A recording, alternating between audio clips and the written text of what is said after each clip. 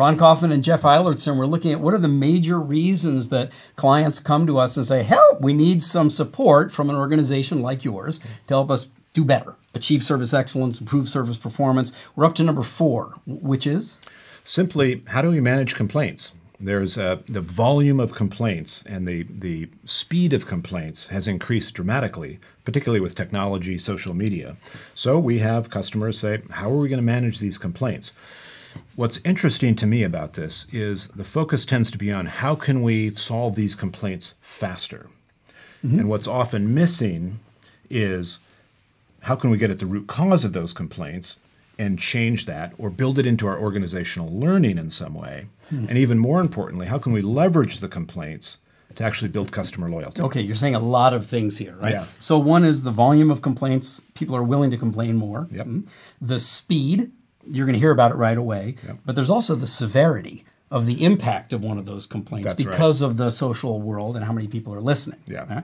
And what I heard you say is that then clients are focusing on, okay, how quickly can we resolve this? Rather than getting back to what caused it in the first place. Is there something that we need to do or change that can eliminate this complaint altogether? And does that lead to not only like, how do we stop that problem, but how do we design a better experience? Yes. So does this trigger a certain kind of, what else are we doing wrong? Or how can we actually make this much better? Yeah, it triggers what we talked about earlier, which was how do we change the experience and focus on the experience more than, what do we do in our process? So how do we stop these complaints is like layer 1. Then actually, is there a way to turn this into a positive experience? Maybe we'll even get some compliments. Yeah. Good. Yeah. And then you said, and then there's the issue, you didn't use the term, but of recovery. How do we take the person who suffered a bad experience and actually turn them into an advocate? That's right. Or an ambassador? That's Please. right. Well, I think what's interesting is sometimes the customer who complains, has a problem, has an issue, and if that's resolved very well, becomes a more loyal customer than the one who's just going along and everything works fine.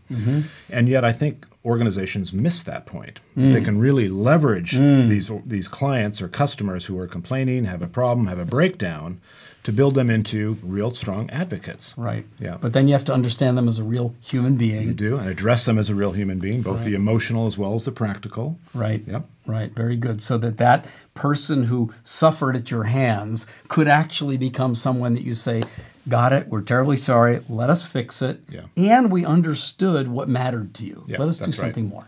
That's right. And there's a quick jump to, that'll cost us too much money. Or, it's a financial decision of recovery. When really many customers want more of an emotional recovery. Right. Or maybe the financial is worth the long-term investment. Yeah. Yeah. And the financial used to be called lifetime value of a customer. If you can keep that customer. But now we're also realizing that there's severe potential impact of not just satisfy that person, but actually let's take really good care of them. Okay. I love your point, Jeff, about, if somebody's had a problem and you do a good job and you recover, which is not just you recovering, but your organization having a culture and your people understanding why we should and how we can, you can actually build that person who had a problem into one of your greatest ambassadors and advocates and people who help to promote your organization. Yeah, that's absolutely right. Great. Yeah. We'll be right back with number 5.